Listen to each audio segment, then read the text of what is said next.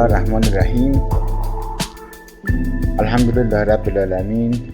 با سلام و عرض ادب و احترام و ارادت خدمت دانشجویان عزیز دانشگاه بوعلی سینا دانشکده علوم انسانی. خوشحال هستم از اینکه در یکی از کارگاه‌های مهم دانشجویان تحصیل تکمیلی در خدمت دانشجویان مقطع ارشد و دکتری دانشکده علوم انسانی هستم.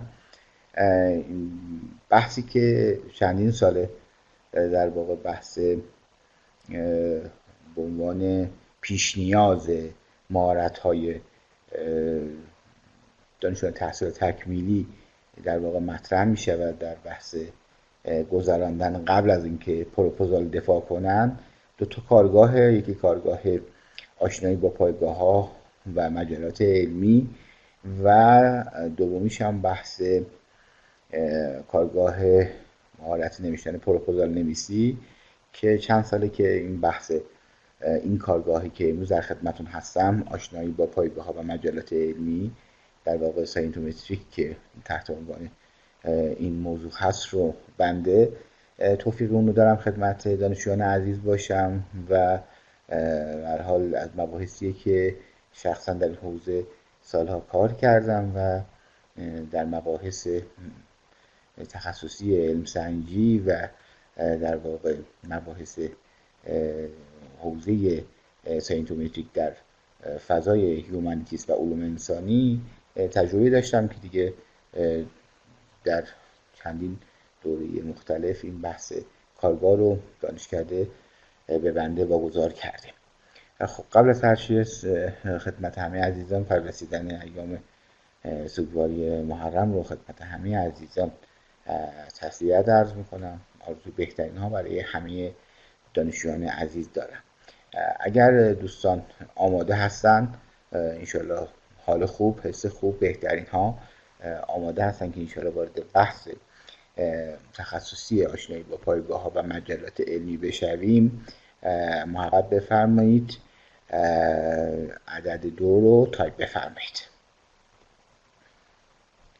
بسیار عالی. افراد حاضر در کارگاه ماشاءالله تعداد افراد 62 نفر در کارگاه الان حضور دارند و در پایین کارگاه هم بنده چند دقیقه رو در واقع فرصت میدم عزیزان که سوالی داشتن من سوالاشون رو با توجه به تایمی که دارم توضیح و پاسخگو خواهم بود و انشالله امیدوارم که در نهایت کارگاه مفید و موثری برای شما دانشجویان عزیزم باشه و در نهایت بتوانید از این کارگاه شایسته و بایسته استفاده لازم رو ببرید.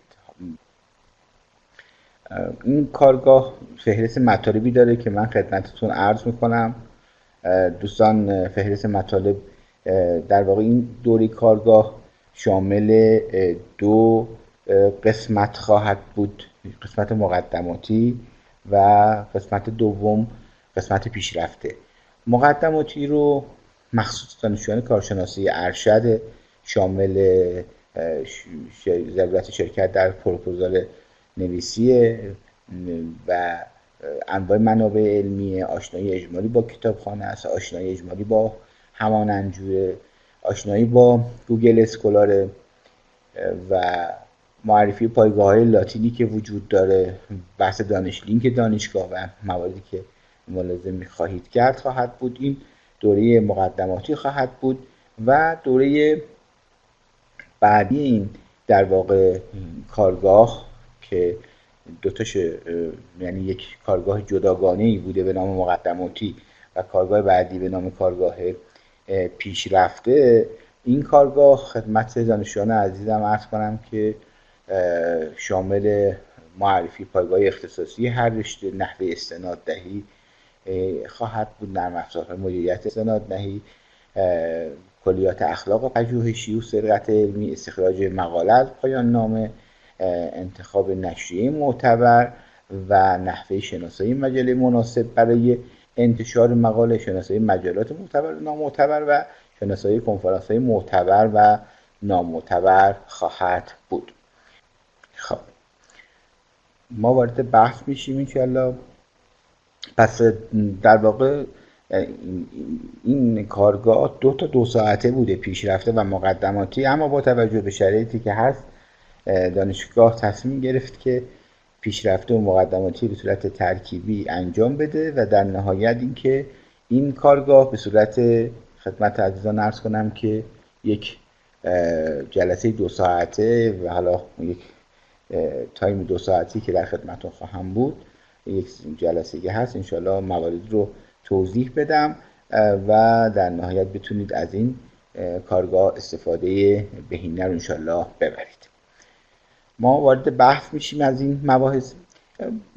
بحث ضرورت این کارگاه و در واقع ضرورت ارائه دستاوردهای پژوهشی به صورت علمی و آشنایی با استعداد رایج پژوهشی چرا در واقع اهمیت داره. من برای اهمیت این در واقع کارگاه و برگزاری این موضوع در حوزه در واقع مهارت‌های نشر دستاوردهای پژوهشی همیشه اشاره میکنم به این جمله معروف پابلیش اور پریش از دانشمند به نام انیشتین معروفه که دوستان ترجمهش رو بلدن دیگه، انتشار کن یا نابود شو. یعنی اگه قراره که زنده باشی شما باید دستاوردهای علمی خودت رو کارات رو منتشر کنی، اگر انجام ندی در واقع شما نابود شده هستی. و این جمله پابلیش اور پریش که بر اساس همین شعار هم یک نرم افزار علم سنجی به نام POP یا همین پابلیش اور پریش هم امروز در مجموعه علمی هم نرم افزاری وجود داره تحت این شعار در واقع معروف آقای انیشتین. اما بحث علم سنجی که تمام مباحثی که خدمتتون چه به صورت مقدماتی چه و چه به صورت پیشرفته خدمت دانشجویان عزیز عرض کردم به عنوان مهارتی که شما باید کسب کنید تحت یک علمی است به نام علم ساینتومتریک که این علم جدیدی است و در واقع علمی است که به هر حال 2 دانشمند روسی این رو در سال 1969 مطرح کردند و آقایانی به نام نالیموف و مونچنکو این بحث ساینتومتریک رو مطرح کردن. یعنی شما حساب کنید شاید عمر این علم و در واقع این رشته علمی به نام ساینتومتریک زیر 70 سال زیر 60 سال هستش که به نوعی علم جدیده و در واقع به دنبال چه می باشد بحث ساینتومتریک یا علم سنجی یا همین موضوعی که شما کارگاهتون شامل حال میشه به دنبال آن میگردد که تجزیه و تحلیل کمی و کیفی موضوعات، مقالات، مجلات، پژوهشگران و مؤسسات آکادمیک جهت سیاستگذاری و تدوین چشم‌اندازات و تعاملات پژوهشی رو بررسی کنه. بسیار بسیار بسیار این بحث مهمی است که هم رو موضوع کار میکنه، هم رو مقالات کار میکنه، هم رو مجلات کار میکنه، هم روی دانشگاهاشون کار میکنه، هم رو پژوهشگرا کار میکنه و مشخص میکنه که مقالات از نگاه در واقع از منظر کیفی چه جایگاهی دارن، از نگاه کمی چه جایگاهی دارن.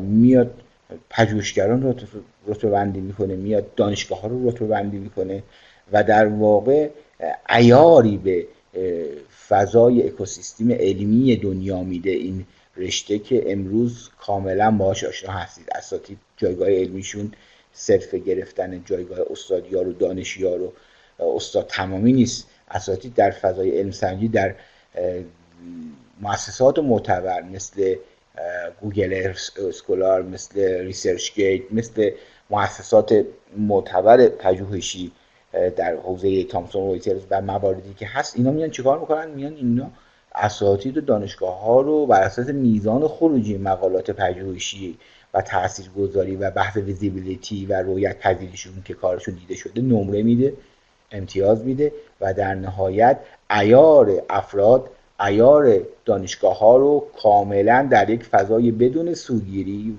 و یک فضای کاملا علمی مقایسه میکنه و اینجاست که در واقع مشخص میشه که سطح افراد در موضوع تخصصی رشته خودشون در کجا قرار داره. بحثی که ما امروز تخصصی در این قضیه کار میکنیم بهش اشاره خواهیم کرد. مباحثی که من مطرح خواهم کرد بحث ساینتومتریک اند هیومانیتیز، بحث در واقع علم سنجی در حوزه علوم انسانی خواهد بود. به هر حال علم سنجی در هر رشته‌ای، در هر حوزه‌ای از شاخه‌های ساینس قطعاً متفاوت خواهد بود و تخصص خاص خودش رو میطلبه. اما نکته که دوستان مد نظرشون باشه، چه سرفصل‌های دوره مقدماتی که خدمت دوستان عزیزم عرض کردم و چه سرفصل‌های مجموعه پیشرفتم که خدمت دانشجویان عزیز عرض کردم، هر دو در واقع سرفصلی که عرض شد، هر دو مورد در واقع مباحثی که من مطرح خواهم کرد، کلیات رو مطرح خواهم کرد، تعاریف رو مطرح خواهم کرد و راهنمای کسب اطلاعاتی بیشتر رو. و الا اگه قرار باشه که روی هر کدام از این مباحث بنده توضیح بدم، علاوه بر اینکه دو ساعت برای مقدماتی پیشرفته، برای معرفی کلیاتش نیاز هست، برای مثلا کار کردن با برنامه مندلی، کار کردن با برنامه اندنود، کار کردن با برنامه ویوور، با هر کدام از این برنامه‌ها که معرفی خواهم کرد، یک جلسه 1 ساعت و نیم برای توضیحاتش و کار کردنش نیاز هستش که آموزش داده بشه، که من توصیه میکنم شما آشنایی کلی رو در اینجا در واقع به خاطر بسپارید و در نهایت کار اصلی شما بعد از اینکه اینجا کار در واقع اهمیت اون برنامه رو یاد گرفتید، خودتون انشاءالله به صورت خود یادگیری یا کارگاه هایی که دانشگاه برگزار خواهد کرد این مباحث رو انشاءالله پیش خواهید برد و مباحث رو انشاءالله انجام خواهید داد. اما بحثی که امروز من راجبش صحبت خواهیم کرد، بحث در واقع علم‌سنجی در حوزه هیومانیتیس یا علوم انسانی خواهد بود. این بحثی که ما دوستان دقت کنن، ما در حوزه علوم انسانی 3 تا بحران داریم. ما به بحران هویت، بحران غایتش کار نداریم که واقعا علوم انسانی به عنوان یک از شاخه‌های ساینس، این بحران هویت و بحران در غایت یک امر کاملا ملموسیه. اما بحران در روش تحقیق و در واقع عدم زبان مشترک در حوزه روش تحقیق یکی از چالش‌های جدی است که ما در فضای بحث علوم انسانی بارها شاهدش بودیم، بارها در واقع دیدیم که این بحث کاملا متاسفانه مشهود و ملموس دیده شده و این بحران در روش تحقیق یکی از مباحثش اینه که ما در روش تحقیق علوم انسانی مؤلفه‌ها هیته و زبان مشترک پژوهشی و علم سنجی رو در دنیا نشناختیم. اگه شناختیم ضعیف شناختیم، خوب درک نکردیم. و الا اگه قرار باشه که علوم انسانی به عنوان یک علوم تاثیرگذار در کشور ایران ما بهش پرداخته بشود و در واقع نقش آفرینی کنن دانشمندانش در فضای علوم دنیا، باید میزان آثار پژوهشی و خروجی پژوهشی دانشمندان علوم انسانی مثل دانشمندان شیمی ایرانی، مثل دانشمندان فیزیک ایرانی، مثل دانشمندان پزشکی ایرانی، تعداد خروجی های پژوهشی در ژورنال های جهانی ملموس باشه. ولی متاسفانه کمتر از 2% از خروجی پژوهشی ایران در ژورنال های بین المللی و جهانی مربوط به علوم انسانی و علوم اجتماعیه. این نشان دهنده اینه که علوم انسانی هنوز در بحث روش تحقیق به خاطر عدم شناخت به مؤلفه‌های ساینتومتریک، علم سنجی، زبان مشترک پژوهشی همچنان چالش داره که امیدوارم که با برگزاری این کارگاه‌ها در واقع دوستان به اون سواد مشترک و زبان مشترک انشالله برسن. بحث بعدی که در این کارگاه ما بهش اشاره خواهیم کرد به عنوان در واقع کلیدواژه‌هایی که بهش خواهیم پرداخت، هدف از نوشتن یک کار پژوهشی یا یک مقاله، آشنایی با اصطلاحات رایج پژوهشی، پایگاه‌های داده‌های علمی، انتشارات علمی، موتورهای جستجو، شاخص‌های علم سنجی، معرفی نرم افزار پابلیش و پریش و خدمتتون عرض کنم که پلاژریسم و خدمتتون عرض کنم پارافریز کردن رو ما به اینها تو این کارگاه خواهیم پرداخت که خب این موارد هشتگانه برگرفته از همون سرفصلایی بود که اول کارگاه خدمتتون عرض کردم. وارد بحث میشیم. بحث هدف از مقاله نویسی. دوستان نگاه کنید، شما موقعی که یک کار پژوهشی انجام میدید، یک اثر پژوهشی خلق میکنید، اینجوری در این شکل هم ملاحظه میفرمایید کار شما، اثر شما در واقع کاملا مشخصه که در این حوزه شما به عنوان یکی از آجرهای دیوار دانش نقش آفرینی خواهید کرد و اینکه دانشجوی ما بداند که قرار نیست که یک بنای کاملی بسازد. بنا نیست که یک خدمتتون عرض کنم در این تصویر که تاکید میکنم از نگاه مکبرنی در سال 1990 مطرح کرده، کار علمی یک کار اجتماعیه، یک کار مشارکت همگانیه که در نهایت یک بنای دانشی ساخته میشه که ملاحظه میکنید که کارهای دیگران انجام شده و در نهایت کار شما میاد در کنار این نقش آفرینی میکنه در شکل‌گیری اون خدمتتون عرض کنم بنایی که راجبش صحبت کردیم. هدف از نگارش یک کار پژوهشی، یک مقاله که خروجی یک کار پژوهشیه، دوستان دقت میکنن در سطوح اولیش بحث ایجاد ارتباط بین دانشمندان با بحث تولیدات علمی، اما در نهایت به حل مشکلات جامعه و در واقع بحث زندگی لذت بخش ختم میشه که بسیار نکته ارزشمندیه که کار پژوهشی به دنبال این است که انسان‌ها در کنار هم زندگی لذت بخشی داشته باشن، مسائل جامعه رو حل کنن که رویکرد بسیار رویکرد متعالی است. ملزومات کار پژوهشی هم که هست تخصص، خرد جمعی، وقت، تمرکزی که شما حتما در موضوع خودتون، در رشته خودتون، در حوزه علوم انسانی، دوستان علوم تربیتی که ارادت داریم خدمتشون تخصصشون علوم تربیتیه، دوستان زبان انگلیسی تخصصشون در این موضوعه که در واقع هر کدام از این تخصص‌ها ملزومات خاص حوزه پژوهشی خودشونه. اصل موفقیت و شکست یک اثر پژوهشی هم که شما میخواید در نظر بگیرید، ما میگیم 3 تا C: کلاریتی، کانتریبیوت و کانوینسینگ، که در واقع شفافیت، در واقع مشارکت و بحث قانع کنندگی است اصلی که باید براش در نظر بگیرید که حتما در اثرتون اینها باشه. 2 تا اشتباه بزرگی هم پژوهشگران ایرانی تو کارهای پژوهشیشون ما میبینیم. در واقع من این رو به دانشجوی خودم هم همیشه گفتم، پژوهشگران ایرانی تو کارهای کار گروهی بسیار ضعیف هستن.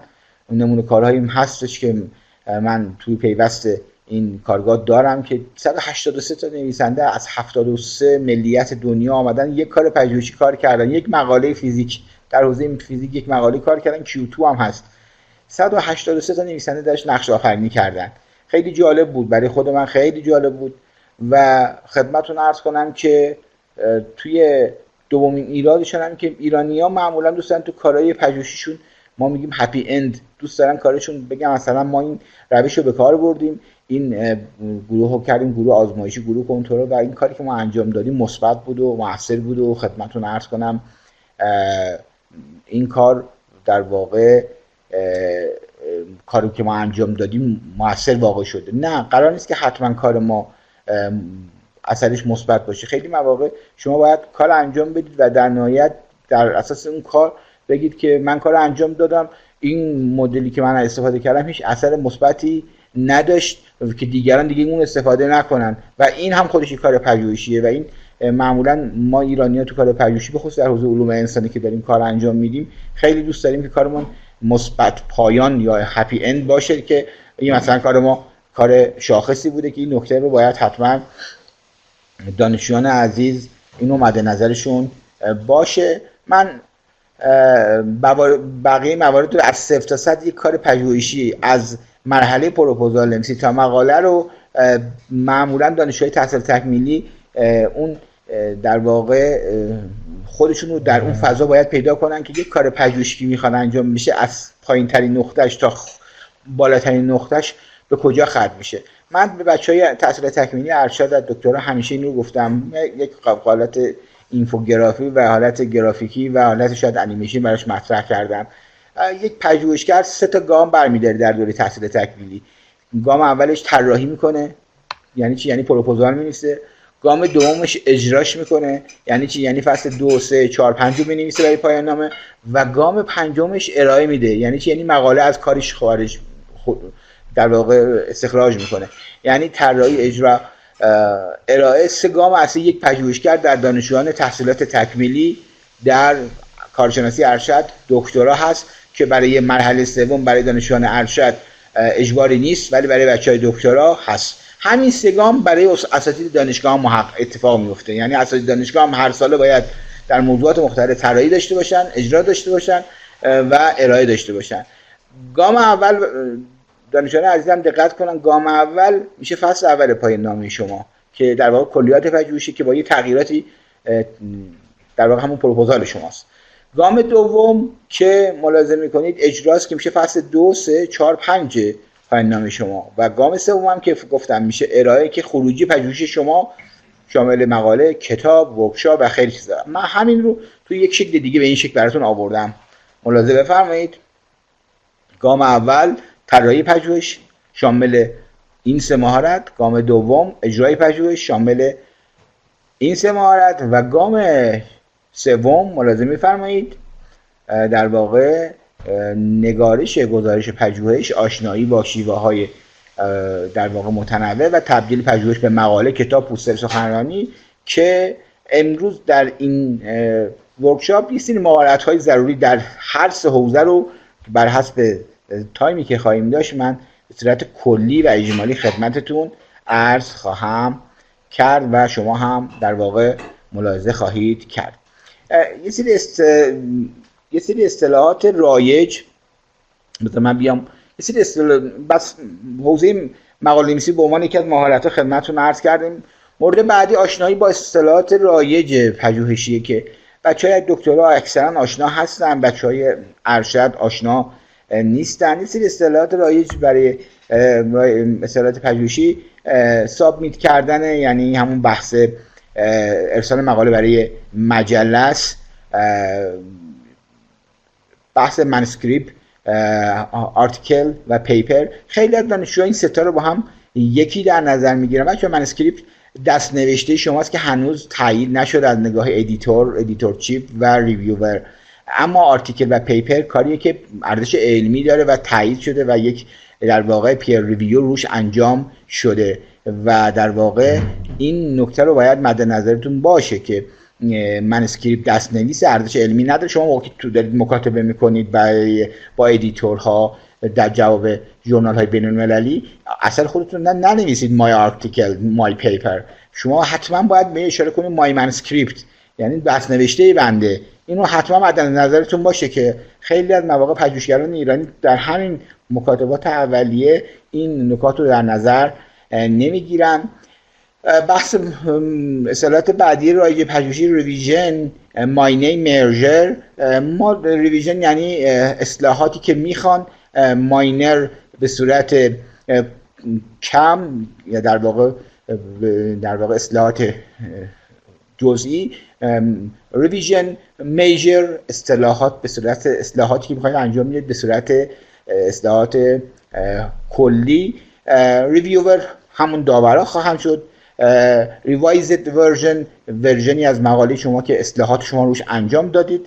اکسپتد پذیرفته شدن مقاله شما. ریجکتد مقاله‌ای که شما فرستادید و در واقع از مسیر بیرونش کردن و تاییدش نکردن و ارزش علمی در واقع نداشته. همین اینجا هم دارید همین رو در یک شکل دیگه میبینید. ریجکشن، ریژن و خدمتتون عرض کنم که اکسپتنس رو در این مدل میبینید که به چه شکل در واقع به صورت گرافیکی قرار گرفته. مجلات هم گاهن با اصطلاحاتی به نام والیوم، ایشو، نامبر مواجه میشید. مجله، دانشجویان عزیز دقت کنن، هر مجله‌ای معمولا این سه تا شماره رو داره. در مجلات بین المللی، در مجلات داخلی هم معادل فارسیش وجود داره.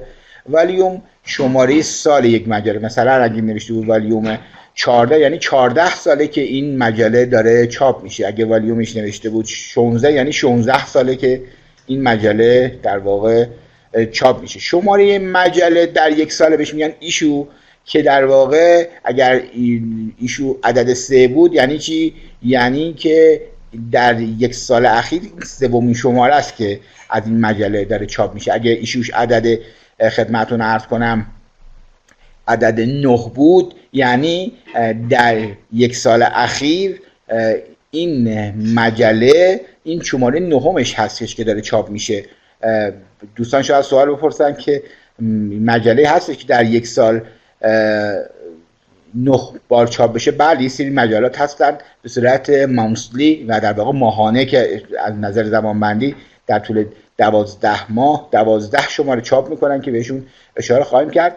شاخص بعدی مجلات بحث نامبره. تعداد کل شماره یک مجله از روز اول راه اندازی مجله تا روزی که شما دارید مجله رو در واقع مطالعه میکنید میشه نامبر. مثلا اگر نامبری نوشته شده باشه 58 یعنی چی؟ یعنی از روز اول کار که این مجله شروع کرده تا به امروز در طول چند سال اخیر عدد 58 شماره از این مجله چاپ شده است. دوستان عزیز، اگر صحبت‌های من رو تو بحث والیوم، ایشو، نامبر متوجه شدید، عدد 3 رو تایپ بفرمایید. ماشاءالله تعداد افراد حاضر در کلاس 95 نفره و دانشجویان و دوستان عزیز دانشجو بین الملل عراقی هم در کلاس هستند. خیلی دوست داشتم برای دانشجویان عزیز هموطن و عزیز همکشور ایران و کشور دوست عراق حضوراً کارگاه رو برگزار کنم، اما توفیق اون ایجاد نشد. انشالله کارگاه‌های بعدی حضوری و به صورت کاملا در واقع با حضور شناختی اجتماعی و حضور تدریس این اتفاق بیفته و به گفته یکی از دانشجویان عزیز خانم بهاره هاشمپور انشالله این اتفاق خواهد افتاد در سال تحصیلی جدید در فضای صلح و آرام برای کشور عزیزمون انشالله محقق خواهد شد. خب من با اجازه وارد بقیه بحث سرفصلمون میشم که دانشجویان عزیزم از سرفصل عقب نمانند. مورد بعدی از مورد در واقع همین نکته‌ای بود که خدمتتون عرض کردم، بحث انواع مجله. ببینید مجله ما داریم ویکلی، مجله داریم تو ویکلی. میبینید مجله ماهنامه، 2 ماهنامه، فصلنامه، 2 فصلنامه، سالنامه یا انوال. ببینید دوستان میگن که از نظر علمی کدام یک از اینا علمی تره؟ در واقع سوال از من همیشه میپرسن تو کارگاه ها. ببینید معمولا روال بر اینه که در واقع اون تیمی که یک سال روی تو هر مجله معمولا 10 الی 12 تا تو هر شماره چاپ میشه مقاله، تو هر مجله 10-12 تا مقاله چاپ میشه. سوال میپرسن ببینید معمولا مجله‌ای که یک سال روی 12 تا مقاله کار میکنه مقالاتش علمی تر خواهد بود تا مجلاتی که به صورت 2 هفتگی دارن 12 تا مقاله چاپ میکنن. اما این همیشه در واقع اتفاق نمیفته و در واقع این موضوع ما داریم انتشاراتی در تیلور فرانسیس، انتشاراتی داری در الزویر به صورت ماهانه هر ماه 12 تا 10 تا مقاله چاپ میکنن که ارزش علمی اونها به مراتب در مباحث علمی از گاهن مقالاتی که سالانه داره در مجلات انوال یا سالانه چاپ میشه اعتبارش خیلی بالاتره. از کجا میدونید؟ از اینجا که تعداد سایتایی که میخوره بالاتره، تعداد سایتیشنایی که میخوره بالاتره. و این نکته رو نشون میده که نمیشه بر اساس هفته نامه و سالنامه بودن اینها رو علمی و علمی تر در نظر گرفت. بر اساس میزان سایت خوردن و میزان استفاده کردن از مقالات و مجله شاخص اصلی ما برای اینکه ما بگیم این مجله یا این در واقع فصلنامه اعتبار علمی بالاتری داره یا پایینتری که ملاحظه می‌فرمایید از هفته نامه داریم تا سالنامه، حتی گاهن سمی انوال هم داریم که در واقع اینجا دو فصلنامه است و حتی 2 سالنامه هم اخیراً مطرح شده برای بحث مجلات از نظر پیوستگی انتشار. ما دوستان دقت کنن، ما به مجلات علمی تخصصی میگیم جورنال. مگزین که گاهن ازش نام میبریم مجلات عمومی، یعنی اسم جورنال رو برای مجلاتی که مقالات علمی چاپ میشه به کار میبریم. گاهن مجلات علمی که مگزین هست جزء مجموعه کار تخصصی علمی پژوهشی جورنال قرار نمیگیره که من اینجا با مشخص کردم.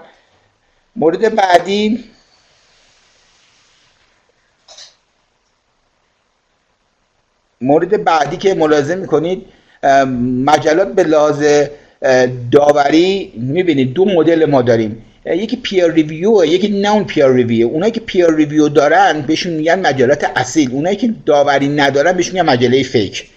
ببینید خیلی از مواقع متاسفانه دانشجویان ما ناخواسته در واقع به دام این مجلات نان پیر ریویو میفتن و در واقع وارد این پروسه میشن که اینها به هر حال باید حواسشون باشه که باید حتما مجلاتی که انتخاب میکنن مجلات پیر ریویو باشه که در واقع مجلات اصیل هم بهش میگن. که چرا؟ چون در پیر ریویو بررسی دقیق انجام میشه، اما در مجلات نان پیر ریویو اصلا بررسی دقیق انجام نمیشه.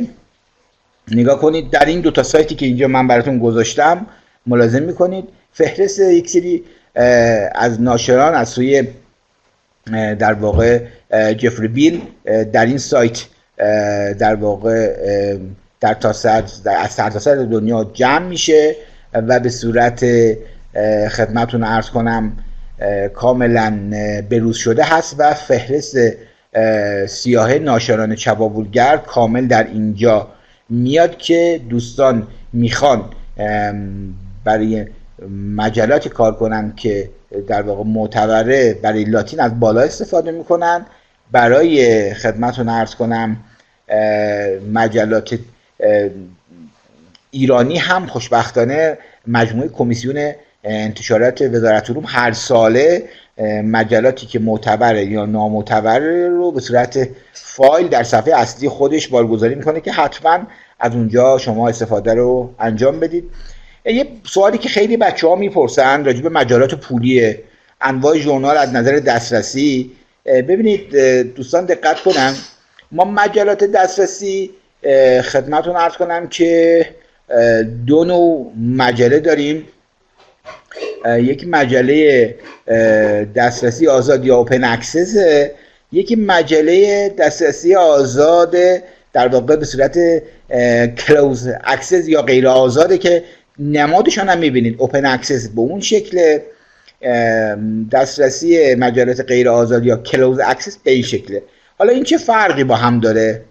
دوستان دقت کنن، مجلاتی که اوپن اکسسن مجلاتی هستند که شما به عنوان خواننده برایش پول پرداخت نمی کنید و معمولا نویسندگان مقاله خودشون در واقع برای چاپ این مقالات پول پرداخت میکنن.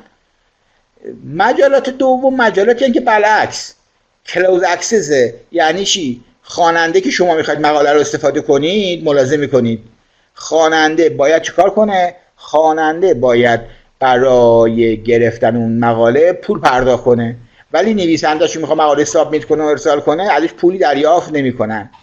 حالا اینجا در واقع یک موضوع مطرح میشه بین پژوهشگران ایرانی، اسم مجله پولی یا مجله غیر پولی. ببینید دوستان دقت کنن، خیلی از مجلات دنیا که در واقع معتبر هستند و ایمپکت فاکتور بالایی داره اون مجله، یعنی ضریب تاثیر بالایی داره این مجله، پولیه.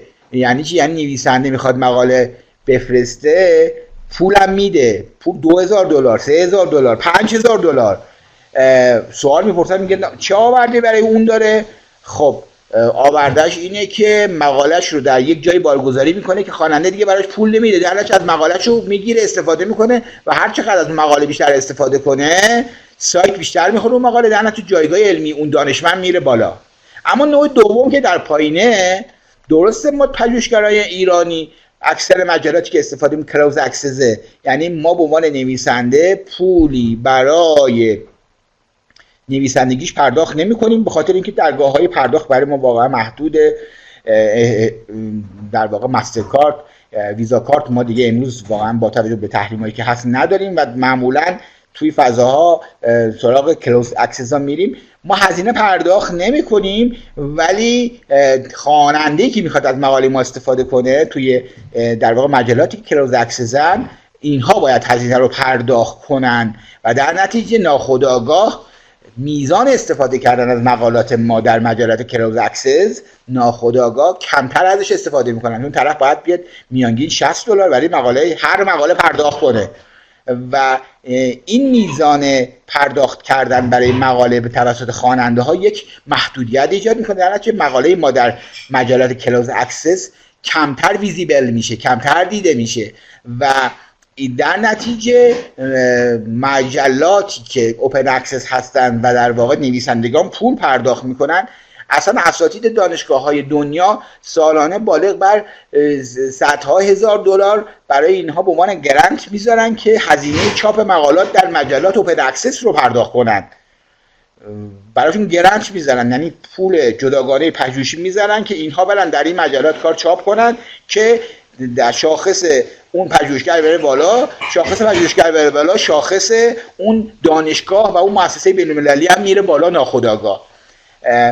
سوال میپرسن میگن مجلاتی ما داریم هم اوپن اکسس باشه هم کلوز اکسس باشه؟ بله مجلاتی داریم و در واقع کنار اون مجله توی سایت سایمگو که یک سایتیه که در واقع مجلات رو بهتون نشون خواهم داد، این لوگو قرار میگیره که اوپن اکسس یعنی باید نویسنده خودش پول بده، کلوز اکسس که خواننده باید پول بده، هم دوتاشه که یعنی هم میشه در واقع نویسنده پول بده یا میشه یعنی اختیاریه.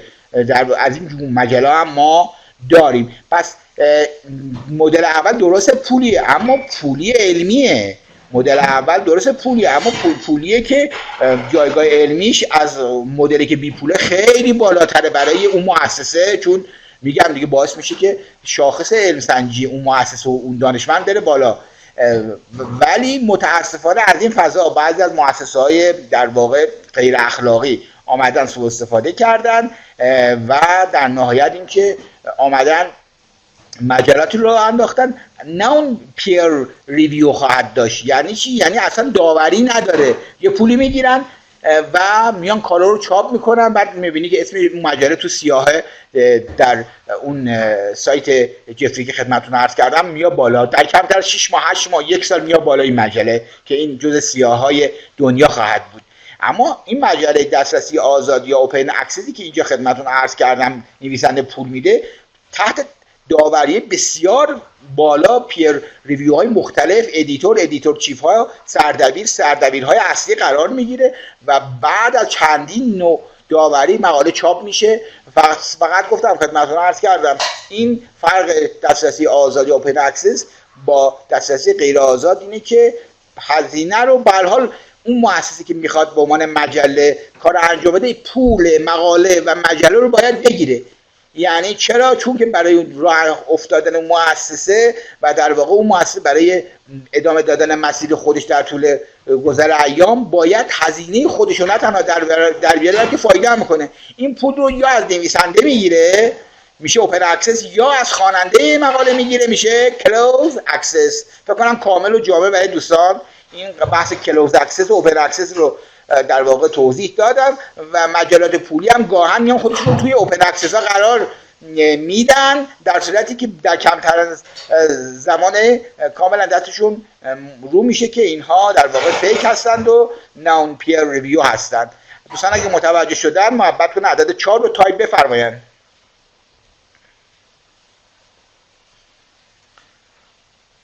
افراد حاضر در کارگاه 96 نفر در کارگاه حضور داره و امیدوارم که دوستان عزیزم، دانشجویان عزیز، هر کدام از این مباحث رو شما توی این کارگاه یکی از مباحث هم یاد بگیرید. من به اهداف رفتاری خودم رسیدم که حالا خوشحال هستم که این عددهای 4 رو اونجا میبینم که در واقع امیدوارم که موثر باشه این مباحثی که خدمت دوستان عزیزم عرض میکنم. من خواهم گفت در تایم مناسب خودش که فایل رو هم بچه‌ها در اختیارتون قرار خواهم داد. من فایل رو خدمتتون عرض کنم یک سامانه یا به از طریق یکی از دانشجوها که دانشجوی تحصیل تکمیلی خودم، حالا چه ارشد چه دکترا، فایل رو در اختیارتون قرار خواهم داد که بتونید از این در واقع کارگاه چه در غیابی که بنده نیستم بتونید استفاده کافی و وافی و انشالله ببرید و در نهایت استفاده لازم رو انجام بدهید. خب اینا که خدمتتون کامل توضیح دادم. یه سایتی هم هست به نام سایت ما بهش میگیم دوج DOAG. مجلاتی که اوپن اکسس هستن رو کامل در اینجا درج میکنه که کاملا به صورت پیر ریویو درش داوری انجام میشه. در سال 2016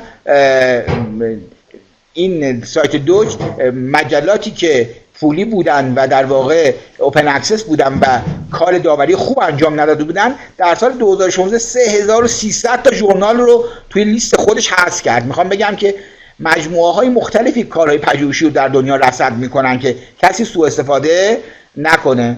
در اینجا بهش اشاره کردم و در واقع در سایت دوج یه لیست سفیدی هست به نام وایت لیست که در نهایت مشخص میکنه که کدام مجلاتی که پولی هستن معتبرن و اونهایی هم که پولی هستن آمدن خودشون رو معرفی کردن به عنوان مجله علمی معتبر، شاخصهای علمی رو نداشته باشن، در بلک لیست قرار میگیرن و مطابق توضیحی که خدمتتون عرض کردم در 2016 3300 تا ژورنال از لیست حذف شده که اینم به عنوان یک توضیح خدمتتون عرض کرده باشم. سایت دوج هم من اینجا براتون قرار دادم. ملاحظه میکنید در سایت دوج که این سایت، دوستان امیدوارم سایت رو ببینید. من لینکش رو روی پاورپوینت فشار دادم، آمد. ببینم میاد بالا، شما ببینیدش یا نه. خدمت دانشجویان عزیزم عرض کنم که من استاپ شیرینگ رو بزنم.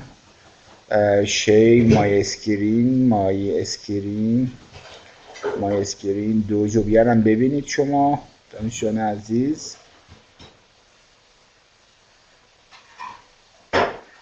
این سایت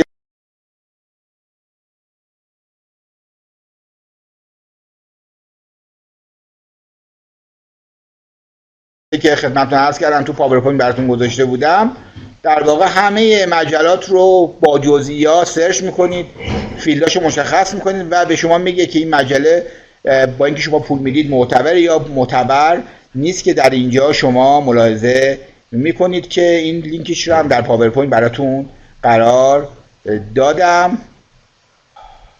خب وارد بحث بعدی خواهیم شد. بحث خدمت دانشجویان عزیز، بحث پایگاه‌های داده‌های علمی چیه. قبل از اینکه من وارد پایگاه داده علمی بشم، ادامه خدمتتون عرض کنم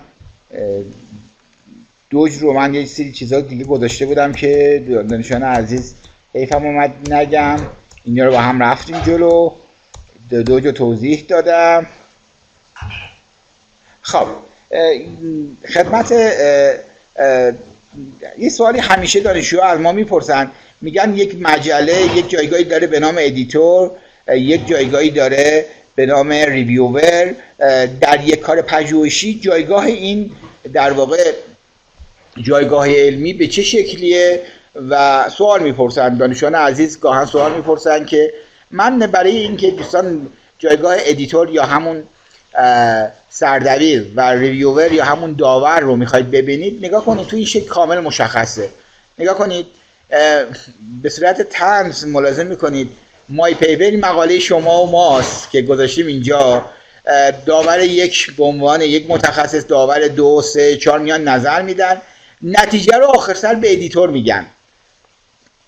گاهن بعضی از مجلات چند تا ادیتور دارن و در نهایت ادیتورها میان نظرشون رو به ادیتور چیف میدن، یعنی به عنوان سردبیر اصلی میدن و در تصمیم اصلی در روند پذیرش یا رد یا در واقع ریجکت مقاله شما رو به عنوان خروجی کار خدمتتون عرض کنم توسط کی اتفاق میفته؟ توسط ادیتور اتفاق میفته.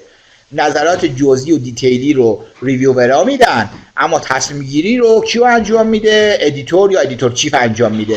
در این تصویر کامل این نکته رو ملاحظه میکنید و مشاهده میکنید که جایگاه ادیتور، ریویور در یک مقاله علمی به چه شکلیه که در این تصویر بهش اشاره کردیم.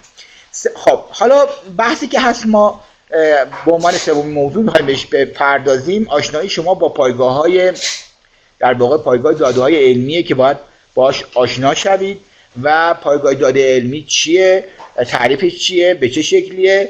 گاهن بارها اتفاق افتاد دانشجوهای ما پایگاه داده علمی با انتشارات عوضی گرفتن، مثلا انتشارات مثل الزویه رو به عنوان پایگاه بهش نگاه کردن، یا انتشاراتی مثل انتشارات تیلور فرانسیس یا سیج یا وایلی رو به عنوان در واقع پایگاه داده نگاه کردن. پایگاه داده با انتشارات فرق میکنه. نگاه کنید پایگاه داده، من در پایگاه داده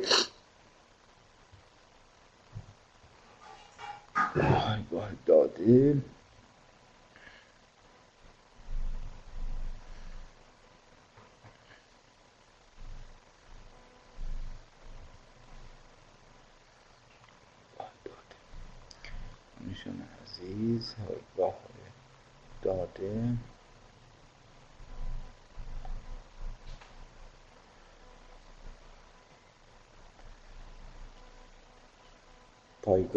پایگاه داده دو تا مورد اول رو خدمتتون عرض کردم.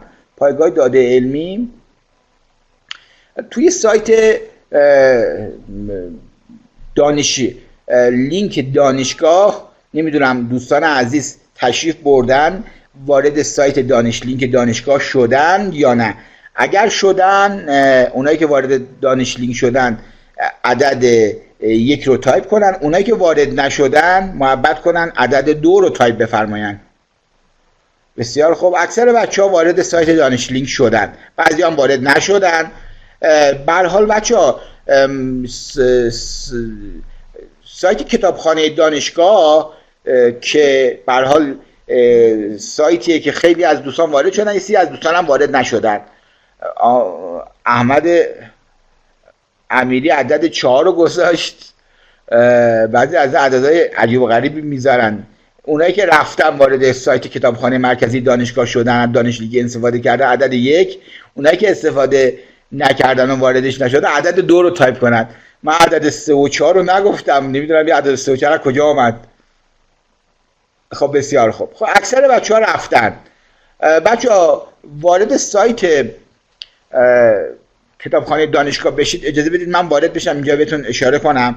در اینجا که نمای کلیشو دارید اینجا میبینید، خب بسیار خوب، در اینجا که دارید نمای کلیشو میبینید، ببینید دوستان عزیز ملاحظه میکنید، ببینید این سایت مال کتابخانه مرکزی چند تا مؤسسه مثل دانشلینک، مثل گیگا، دانشگاه بوعلی سینا، به خاطر اینکه شما به پایگاه‌های داده دسترسی داشته باشید رفته خریداری کرده، سالانه بالغ بر میلیون‌ها تومان، گاهن میلیاردی داره به این مؤسسات داره پول میده که پایگاه‌های خودشون رو به صورت واسطه در اختیار ما قرار بدن و خیلی از مقالاتی که شما میخواید، کتابایی که میخواید ترجمه کنید، پایان‌نامه‌های دنیا که میخواید داشته باشید رو شما در سایت کتابخانه مرکزی دانشگاه بوعلی سینا با توجه به اینکه دانشگاه رفته اشتراکشو خریداری کرده، چه مجلات داخلی چه مجلات خارجی، چه پایگاه‌های داخلی چه پایگاه خارجی، دانشجوهای ما باید VPN خریداری کنن، VPN دریافت کنن. از کجا؟ از مجموعه کتابخانه مرکزی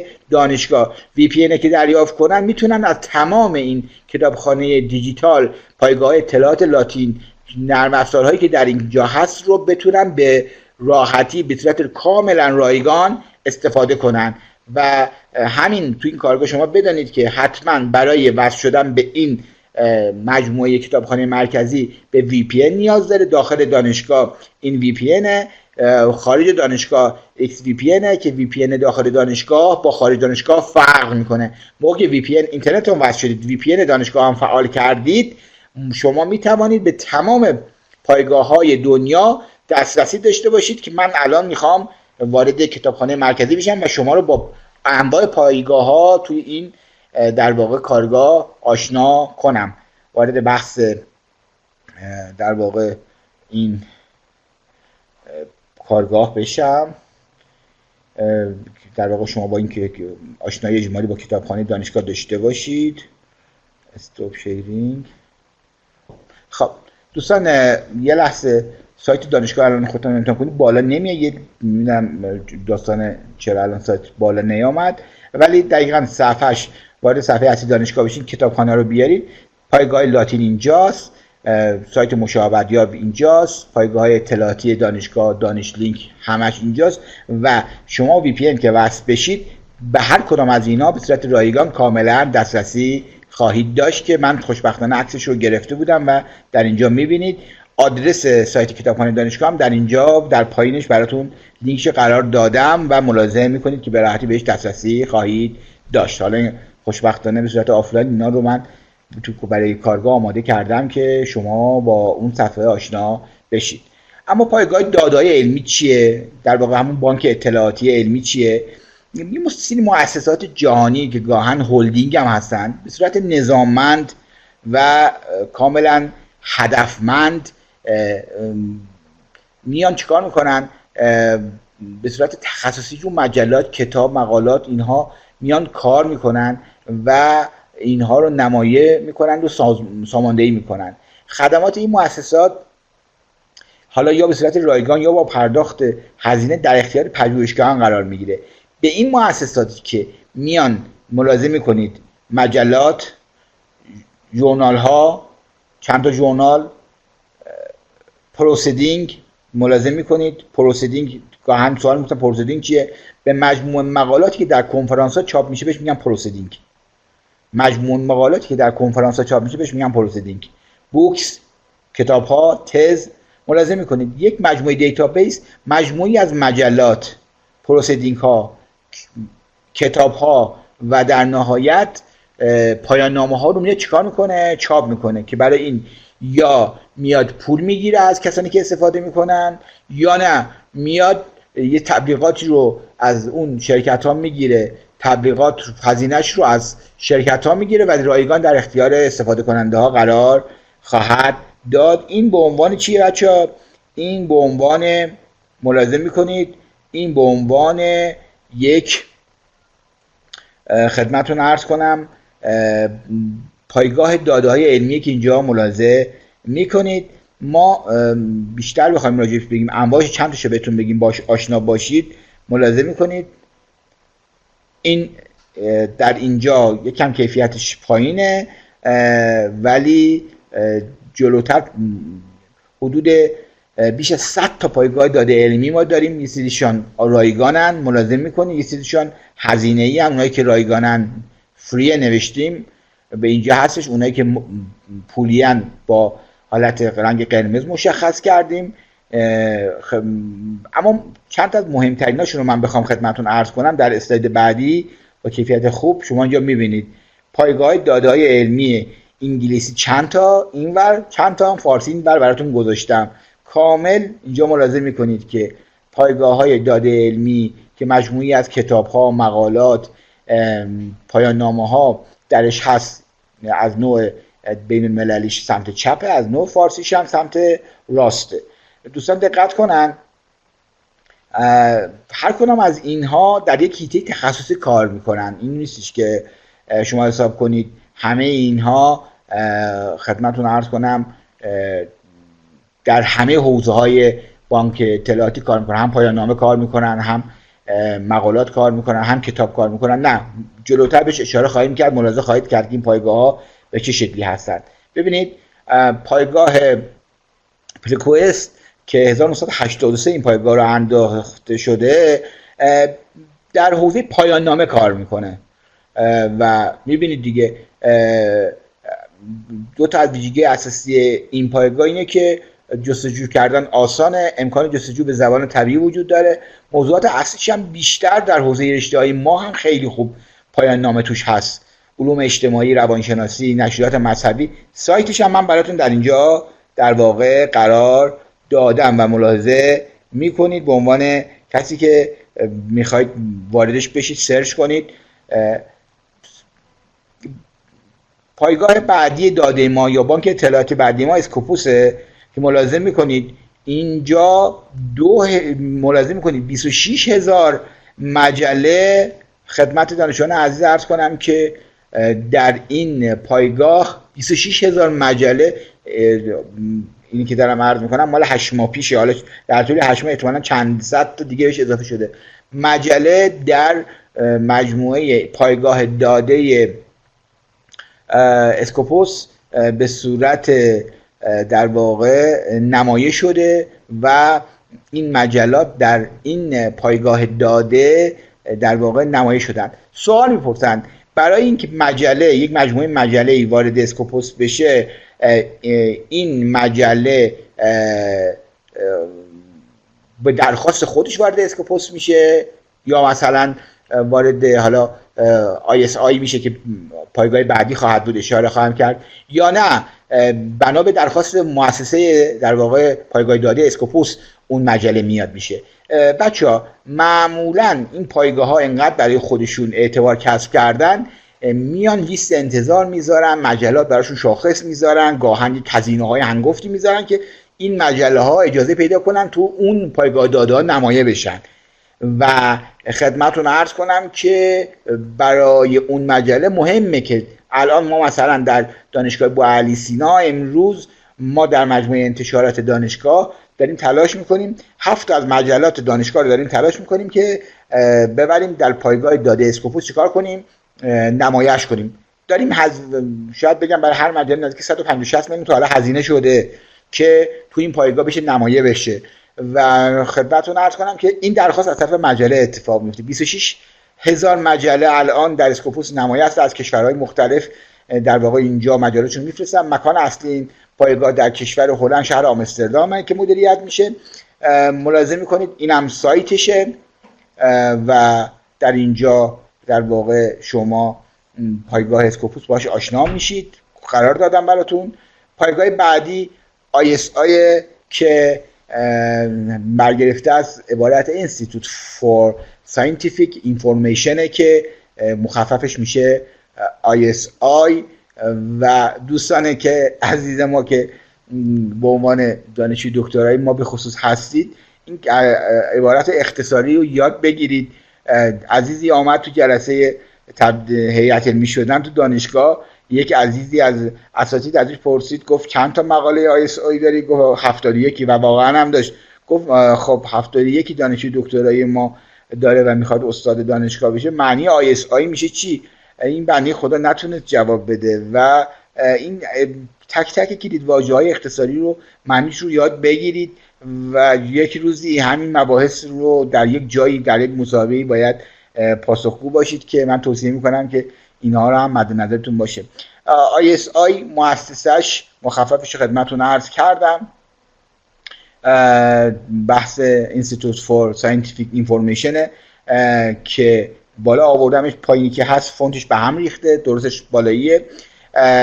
خدمتتون عرض کنم این پایگاه در واقع همون پایگاه قبلی گذشته VOS که 21,000 مجله رو شامل حال میشه، در صورت اسکوپوس پایگاهش 26,000 بود. از نظر تعداد شاید رتبهش دوم باشه، ولی از نظر قدمت و ارزش علمی جایگاهش اوله، چون که از سال 1969 این در واقع مؤسسه پایگاه شکل گرفته و تشکیل شده و لوگوش هم در سمت راست میبینید وب آف ساینس گروپ که میبینید به این شکل بود که الان تغییر کرده، خدمتتون عرض خواهم کرد. وب آف ساینس اولین بار توسط شرکت تامسون ریترز خریداری شد. این شرکت یک هلدینگی بود که در کنار کار اقتصادی که انجام میداد بر روی مجلات علمی هم کار کرد. این ابر شرکت در سال 1999 میلادی پایگاه ISI رو خریداری کرد که اونجا آمد براش یک ضریب شاخصی تعریف کرد به نام ایمپکت فاکتور یا IF، شاخصی برای دانشمندانش مطرح کرد به نام HNDX که در نهایت در سال 2016 این در واقع مؤسسه به شرکت کلارویت آنالیتیک فروخته شد و در نهایت این شرکت امروز در واقع صاحب مؤسسه ISI و وب آف ساینس هستش که لوگوش هم تغییر کرده. در اینجا ملاحظه میکنید 60,000 کارمند داره. مکان کاریشون هم در آمریکا شهر نیویورک. نگاه کنید قبلا به چه شکلی بود، الان ملاحظه میکنید لوگوش تغییر کرده. کلارویت آنالیتیک میبینید گاه هم میپرسن تامسون رویترز کلارویت آنالیتیک وب آف ساینس ISI چه ارتباطی با هم دارن که در اینجا من کامل بذار اسلاید رو بیارم. در این اسلاید کامل میبینید این به اینجا بحث شده، این به اینجا و در نهایت در واقع ISI مجموعه‌ای که گارفیلد مطرحش کرده به این شکل در واقع در سال 2016 زیر مجموعه کلارویت آنالیتیک در آمده و در نهایت این که وب آف ساینس یک موتور جستجوه که مجلات این رو در واقع برای ما اسنادش رو از سال 1900 بودن 126 ساله که اینا برای ما چیکار میکنه، اینا رو برای ما جمع میکنه و میاره. رابطه بین پایگاه اسکوپوس و پایگاه ISI به چه شکلیه؟ ببینید من تو این شکل کامل آوردم. نگاه کنید معمولا ملاحظه میکنید بالغ بر 90% مجلاتی که توی ISI هستن اسکوپوس هم هستن، اما خیلی از مجلات هستن اسکوپوس هستن اما هنوز شاخص ورود به ISI رو پیدا نکردن. یعنی اینجا کاملا مشخصه. حدوداً 10% از مجلات هم هستن که صرفاً ISI هستن، اصلا اسکوپوس نیستن. میخوام اینجا به شما اینو بگم که یک مجله میتونه در چند پایگاه نمایه بشه، چه داخلی چه خارجی، و مجلات به ترتیب از سطوح پایین شروع میکنن، تلاش میکنن از داخلی گرفته نمایه میکنن خودشون رو و در نهایت میان چیکار میکنن؟ میان به مجلات در پایگاه‌های داده لاتین دنیا خودشون رو نمایه میکنن. مثلا ما یه مجله الان راه اندازی کردیم در دانشگاه بوعلی سینا به نام مثلا Learning Ecosystem Design and Innovation. این مجله رو ما راه اندازی کردیم. اولین کاری که میکنیم میایم در پایگاه داخلی ایران، پایگاه داده داخلی ایران. اول کجاست؟ اول ISC مال ایرانه، جهان اسلامه. اینجا نمایش کردیم، شاخص‌ها رو کسب کردیم، میریم ترای میکنیم برای پایگاه بین المللی دومی به نام اسکوپوس و خدمتتون عرض کنم که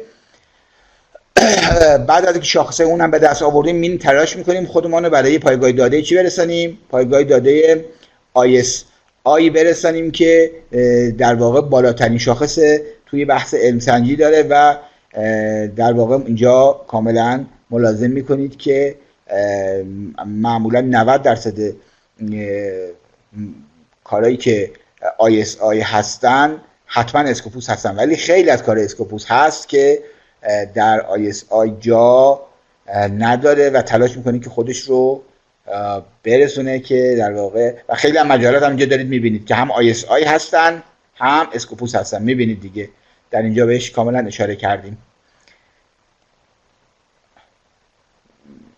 نگاه کنید 19,000 مجله در پایگاه ISI مشترک نمایه شدن در هر دو تا پایگاه نمایه.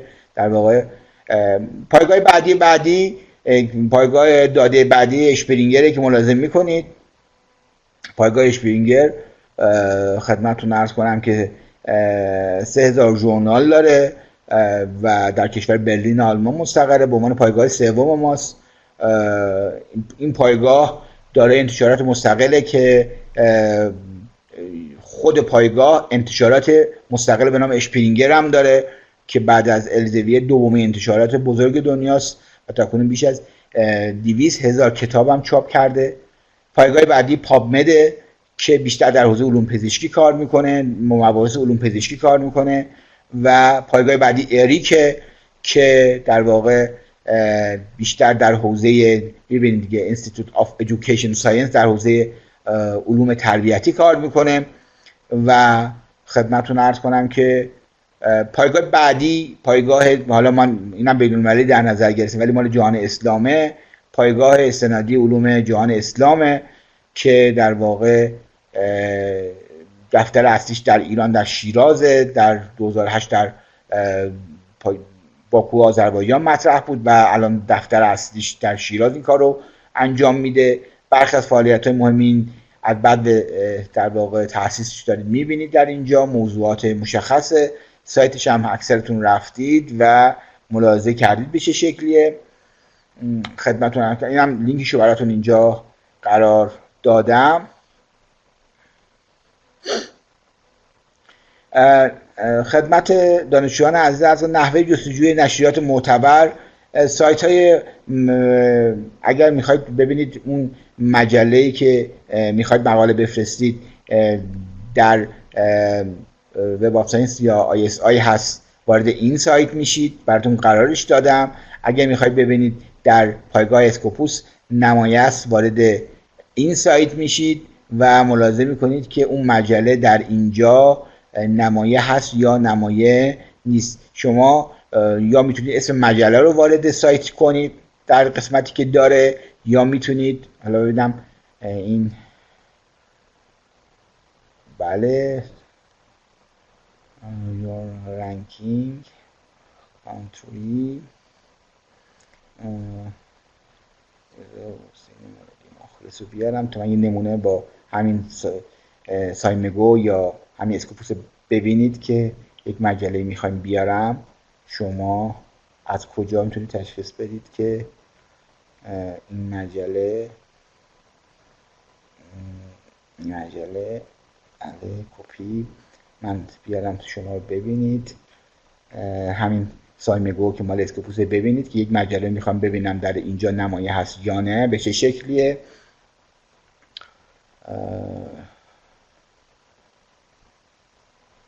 استاپ شیرینگ. خب وارد سایت سایمگو بشم، شیر مای اسکرین، سایت سایمگو، سایت سایمگو،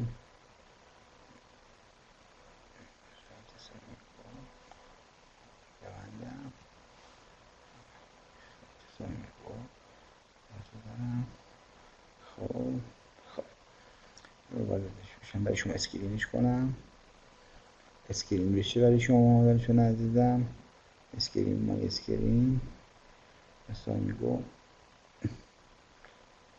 دوستان از این سایت سایمگوی که انتشارات اسکوپوس در اینجا شما میتونید ببینید، نگاه کنید. در اینجا شما اسم مجله‌ای که میخواید، مثلا اینتراکتیو لرنینگ انوایرمنت، یک مجله‌ای که من میخوام مقاله براش بفرستم، اینجا یا ISSN رو وارد میکنید یا عنوانش رو وارد میکنید. من عنوانش رو وارد میکنم، سرچ که کنم اگه نمایه باشه برای من میاردش. بله آوردش، اینتراکتیو لرنینگ انوایرمنت آورد در کشور انگلستان. این مجله مشخصات مجله روش فشار بدی، رو دکمهش فشار بدی میاره، شاخصاشو میاره و تمام صفحه‌ای که میخوای واردش بشی و مقالات رو سابمیت کنی میاره. هاوم بزنی وارد سایتش میشی. ملاحظه میکنید که حالا بعضی از اینا توی ایام در واقع اینترنت قطع بود، چیز میخواست، فیلتر شکن میخواست، بعضیشون فیلتر شکن نمیخواد. الان داره چک میکنه ببینه شما ربات نیستید که داره وارد میشه. اگر دیدید که حتما با فیلتر شکن وارد میشید.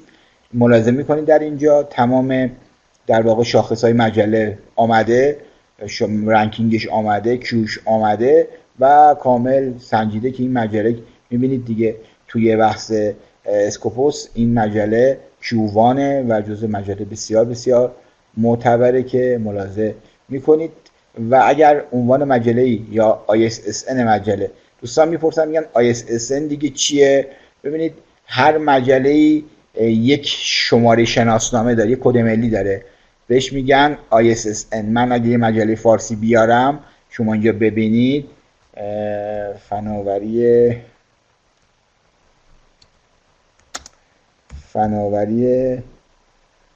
فناوری آموزشی، یه مجله بیارم شما ببینید،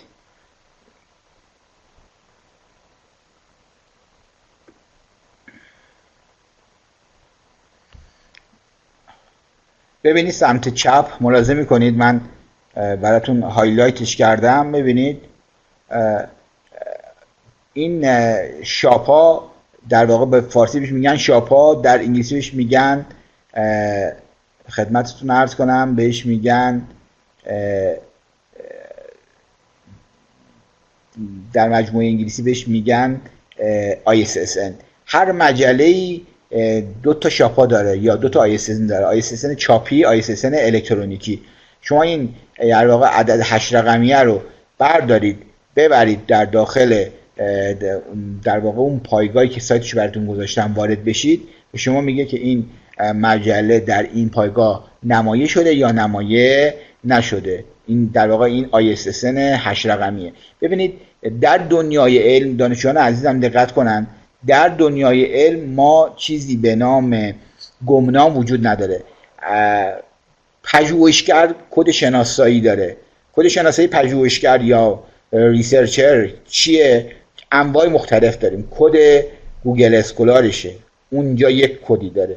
ریسرچ گیت اونجا یک کدی داره. کد ارکیده. یعنی هر پژوهشگر در قالب‌های مختلف یک، خدمتتون عرض کنم که شماره کد ملی داره که در واقع اون کد ملی نشأت گرفته از یک سری اعداده که شما اون اعداد وارد کنید تو هر جای، هر صفحه در هر قسمت از دنیا اون صفحه میاد بالا. شما این عدده رو وارد کنید توی اون پایگاه، این مجله میاد بالا.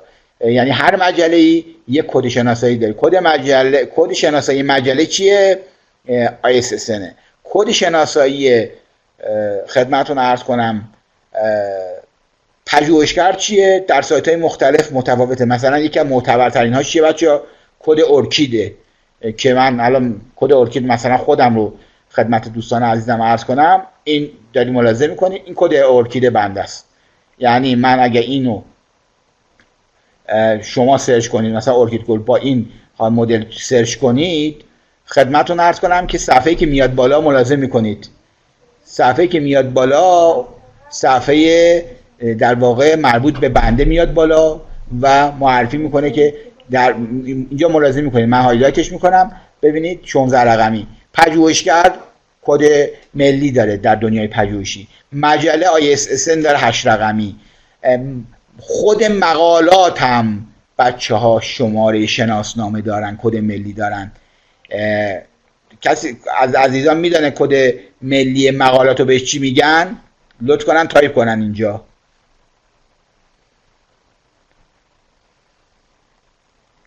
احسن. DOI دقیقاً. DOI یعنی DOI چیه بچه‌ها؟ DOI کد ملیه که برای مقالات در نظر میگیرن و این هم برای خودش چی داره؟ این هم برای خودش یک در واقع مثل ISSN، مثل کد ارکید. اینجا ملاحظه میکنید در اینجا این مقاله‌ای که مثلا من چاپ کردم در ترور فرانسیس چاپ کردم، این کد ارکید رو که اینجا میبینید، ببخشید DOI که میبینید اینجا ملاحظه میکنید من هایلایتش کنم، میبینید این کد رو شما هر جا کپی کنید، دیلیت کنید و در واقع پیست کنید، کپی و بیارید، لینک اون مجله و اون مقاله برای شما بالا میاد. ملاحظه میکنید که در دنیا پژوهشی چیزی گمنامی وجود نداره. خود مقاله DOI، خود مجله ISSN و خود پژوهشگر مثال آیدی ارکیدشی که ستاش هم اینجا کامل متوجه شدید که همه افراد شناسنامه دارن، همه در واقع در یک فضای کاملا ویزیبیلیتی هست. و دوستان عزیز دقت کنن، من چند بار دارم میگم ویزیبیلیتی خودش اصلا یک کارگاه جداگانه چند ساعته میطلبه. ویزیبیلیتی چیه بچه‌ها؟ ویزیبیلیتی مهارتیه که شما در دنیای علم در رشته خودتون دیده بشوید، بهش میگم ویزیبیلیتی. ویزیبیلیتی یعنی که شما از دنیای اسپایدر ساینس فاصله بگیرید، از دنیای علم عنکبوتی فاصله بگیرید، از دنیایی که خیلی از اساتید هستن، خیلی از پژوهشگرا هستن مثالش که میگن که علم عنکبوتی دارن، یعنی که یه گوشه یه کاری انجام دادن، 4 تا کتاب گذاشتن اونجا مونده و در نهایت اینکه این عزیزان خدمتتون عرض کنم دیگه این چیز رو ندارن، این ارتباطات علمی رو ندارن که دیده بشن و دیگران کارشون رو ببینن و در واقع مدل بهش میگن اسپایدر ساینس. و مهارت‌های مختلفی برای ویزیبیلیتی وجود داره. یکی گوگل اسکولاره که شما اونجا حتما باید تو گوگل اسکولار حضور پیدا کنید، تو ریسرچ گیت اونجا حضور پیدا کنید، تو لینکدین که اونجا بتونید حضور پیدا کنید، توی ارکیدی که نمونهشو شما اینجا دیدید من براتون قرار دادم، ملاحظه می‌فرمایید میان اسم شما، موضوع شما سرچ میکنن، به صفحه های شما وارد میشن و در نهایت کار شما دیده میشه. کار شما دیده میشه، از کار شما استفاده میکنن. کار شما رو استفاده کنن در کار پژوهشیشون، چه اتفاقی میفته؟ رنکینگ پژوهشی شما بالا میاد و در نهایت منجر به آن میشود که شما بتوانید در یک فضای علمی بین‌المللی شناخته شده باشید و تعاملات بین‌المللی داشته باشید، گرانت بگیرید، اسکولارشیپ بگیرید، فرصت بگیرید، کارهای مشترک بین‌المللی بگیرید و در نهایت بتوانید یک زبان مشترک پژوهشی در رشته خودتان در دنیا با پژوهشگرای دنیا داشته باشید. به این میگم مهارت ویزیبیلیتیه که در واقع ما بهش میگیم ویزیبیلیتی اسکیل، که یک مهارتیه که چند سال اخیر در کشور ما بهش دارن خوب میپردازن. متاسفانه قبلا بهش این رو نگاه نمی‌کردن. دانشجویان عزیز خدمتتون عرض کنم اگر این مباحثی که تو بحث خدمتتون عرض کردم، پایگاه داده ها و نمونه کارم که دیدید که تو سایت آمد بالا و توی اسکوپوس براتون گذاشتم ملاحظه کردید، یک سایت دیگه هم براتون میخوام معرفی کنم که این سایت خدمتتون عرض کنم، من بیارمش. خیلی از دوستان با این سایت آشنا هستن و خیلی از دوستان هم آشنا نیستن. من وارد سایت بشم، بذار بیارمش.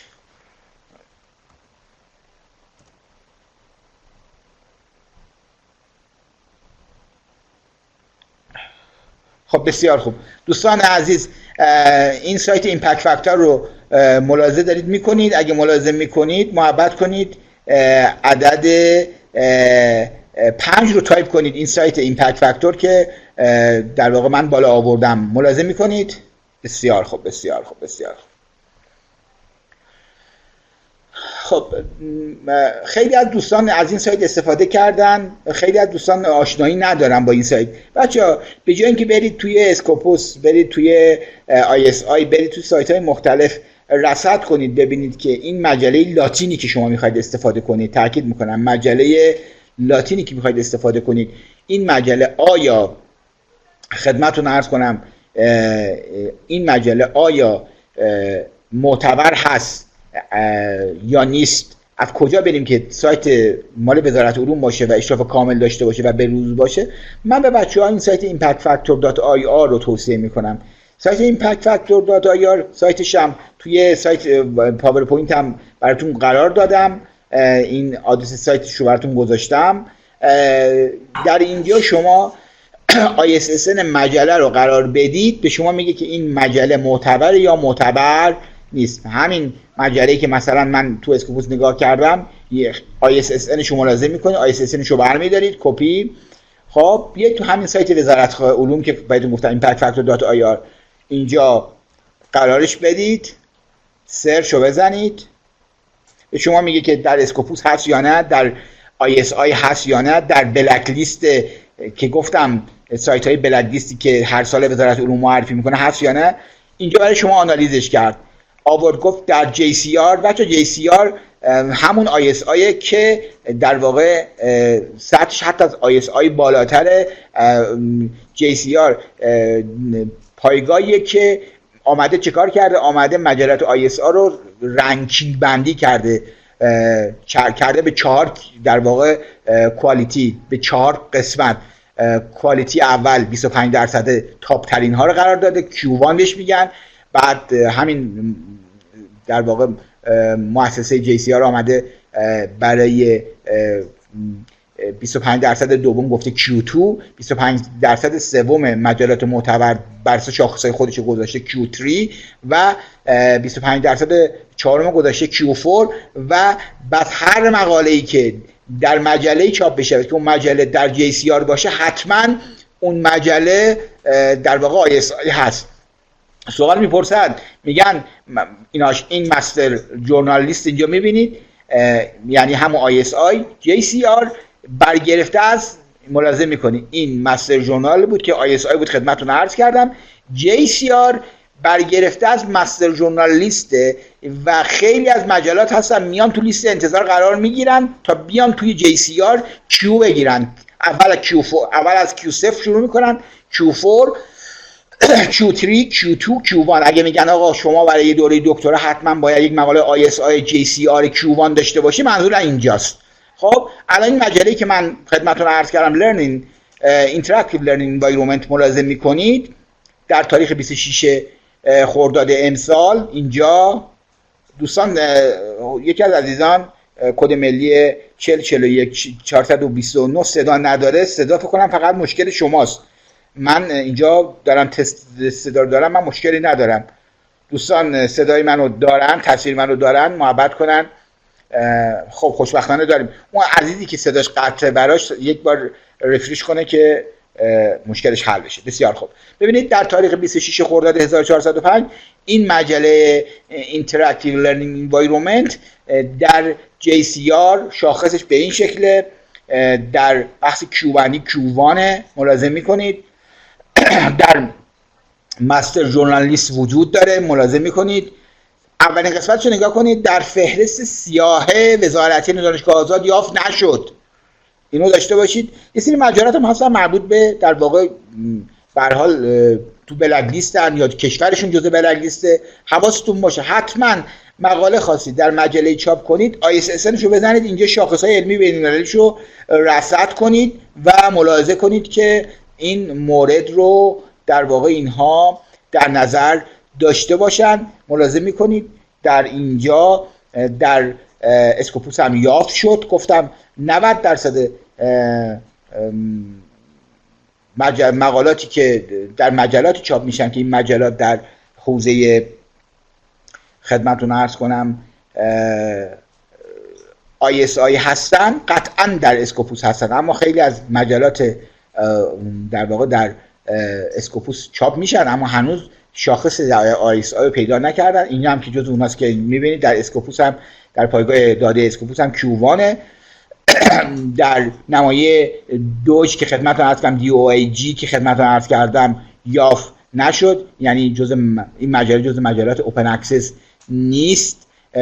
درست هم هست چون من خودم در این مجله مقاله چاپ کردم در کشور انگلستان، اینجا از من پولی دریافت نکردن. اما همین مقاله من که در اینجا مثلا چاپ شده، برای دریافت فول تکستش در خود سایت نگاه کنید، اینجا ملاحظه میکنید براش خدمتتون عرض کنم که برای این مقاله، در واقع این مقاله که در اینجا مثلا بوده، شما بخواید فول تکستش رو داشته باشید باید هزینه پرداخت کنید و هزینه براش هزینه چند دلار گذاشتن، من نگاه کنم اینجا براتون.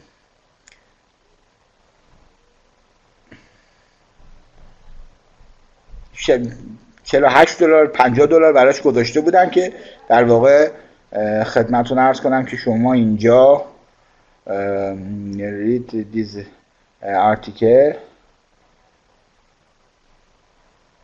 full article میبینید 48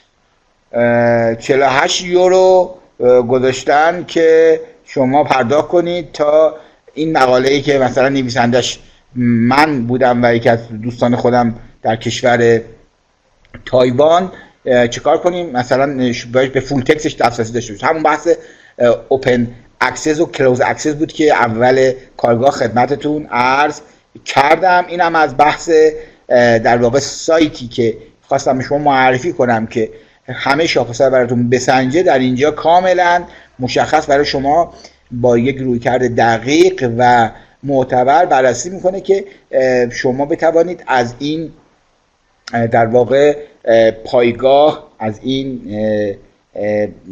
خدمتتون عرض کنم پایگاه به نحو احسن استفاده کنید. دوستان عزیز، این سایت خیلی درد شما میخوره. اساتید به شما مثلا میگن مقالاتتون که میخواید کار کنید برای پایان نامه‌تون در بیارید یا پایان نامه میخواید کار کنید، میگن سعی کنید از منابعی باشه که JCR باشه.